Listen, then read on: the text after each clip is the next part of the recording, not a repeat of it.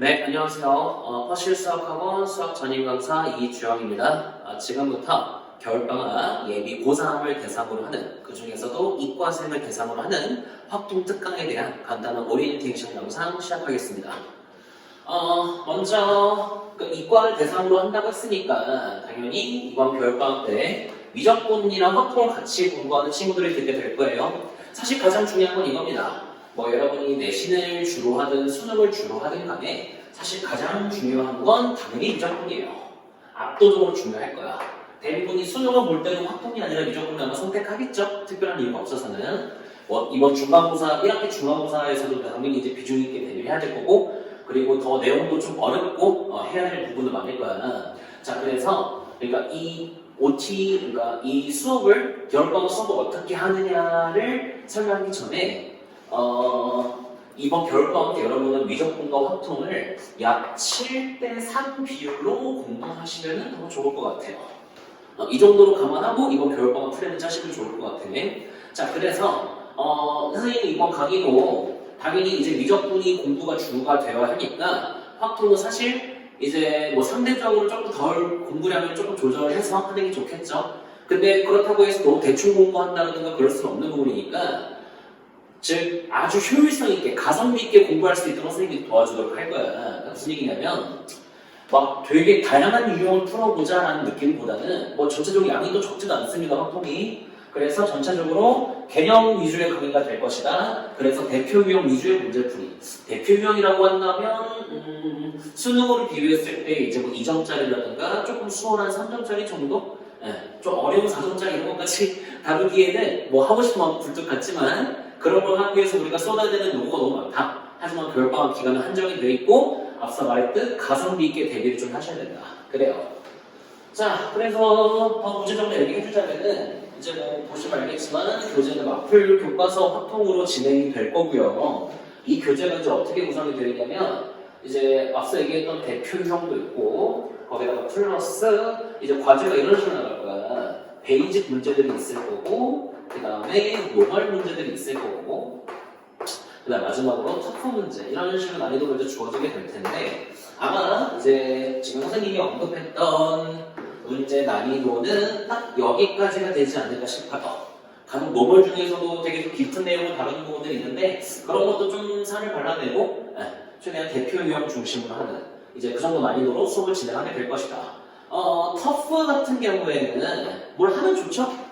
그리고 좀 흥미롭게 이걸 조금 더 깊게 공부하고 싶다는 친구들은 선생님이 수업 시간에 터프 문제를 이렇게 많이 풀어주진 않을 거야. 그러니까 이거는 진짜 꼭 풀고 넘어가자 할 정도로 되게 좋은 문제, 그런 문제를 같이 좀 풀어보겠지만은, 그런 게 아니라면 선생님이 다 언급하지도 않을 거고, 그리고 과제도 딱 이 정도 수준까지만 나가게 될 거라서 별개로 좀 공부하셔도 당연히 나쁘지는 않습니다. 그래서 선생님이 딱 제시하는 선까지는 반드시 공부를 해줘야 된다, 이렇게 다시 얘기할 수가 있겠어요. 자, 교재는 다시 한번 얘기하지만 마플 교과서 확통으로 준비하시면 되겠어요. 이 교재를 선생님이 항상 겨울방학, 어떤 과목이든 겨울방학 때 많이 선택하는 편인데, 이게 좋은 점이 당장에 이렇게 이제 개념 위주로 공부하기도 되게 좋고, 나중에 내신 기간이 됐을 때 유형별로 좀 잘 정리도 되어 있고 문제 양도 제법 되기 때문에 나중 가서 이제 별도로 대비하기에도 이제 굉장히 수월할 것이다. 남은 수험 생활 동안에 확통 공부하는데 이거 한 번이면은 되게 배불리 공부할 수가 있을 거예요. 자, 구체적인 일정은 우리 매주 목요일날 수업하게 될 거야. 매주 목요일. 그러니까 우리가 12월 30일 날 이제 개강하게 되고, 1월 초, 1월 첫째 주 목요일에 이제 개강을 하게 될 거고, 그래서 총 수업은 이제 8회 동안 이제 진행하게 됩니다. 그러니까 1월에 4번, 2월에 4번 이렇게 생각하시면 되겠어. 총 8회. 총 8회 수업이다. 자, 그래서 이제 8번 수업으로 단어를 쪼개야 되는데, 단어는 확통 단어는 크게 이렇게 3가지로 나눠져 있어요. 대단원이 3개가 있는데, 먼저 경우수야. 경우수는 사실 우리가 수하에서 수열과 조합했었죠. 그거에 조금 더 연장선이라고 보시면 되겠어요. 공을 뽑는 경우에서 이런 거 쓰겠죠. 줄을 세우고. 그 다음에 확률 중학교 2학년 때하고 아마 거의 처음일 거예요. 그러니까 1단원에서 배웠던 경우의 수를 기반으로 다양한 확률들을 좀 배우게 될 겁니다. 그러니까 단순히 그냥 동전 건너서 앞면 나올 확률 전체 경우에서 2분의 1 이런 게 아니라 좀 더 깊은 내용의 그런 복잡한 확률들을 다루게 될 것이다.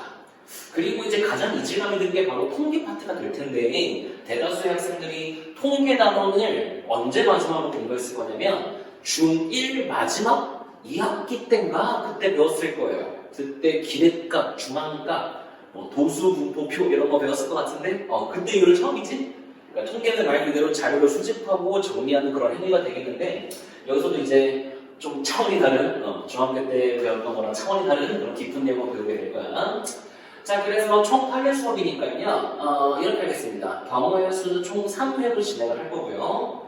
3회, 그리고 확률 3회, 그리고 통계를 2회 진행하지 않을까?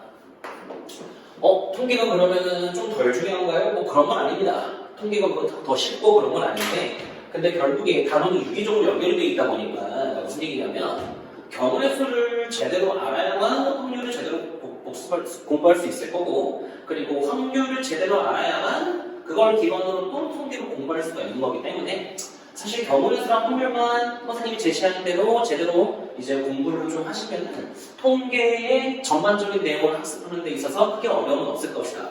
자, 반대로 얘기한다면 내가 경우의 수를 제대로 공부를 안 했어. 그 친구가 확률을 제대로 할 수 있을 리가 없고요. 확률을 제대로 안 했다? 통계를 제대로 할 수 있을 리가 없죠. 그치? 자, 그래서 내가 제시하는 거는 아까도 얘기했지만 결국 미적분이 주가 되어야 되고 확통은 정말 가성비 있게 공부하는 게 중요하다. 그래서 정말 핵심이 되는 그런 개념과 대표 유형과 선생님이 가능한 선별을 해서 수업을 진행할 테니까 이렇게 생각하면 돼. 선생님이 제시하는 게 최소야, 최소. 겨울방학 때 그래도 이 정도는 공부를 하자. 그래야 학기 중에 다시 앞에서부터 문제 풀 때 최소한의 그런 공부를 할 수가 있을 것 같아서 좋습니다. 자세한 거는 개강하고 나서 수업하면서 같이 얘기 나누면 더 좋을 것 같네요. OT 영상 여기까지 하도록 하겠습니다. 감사합니다.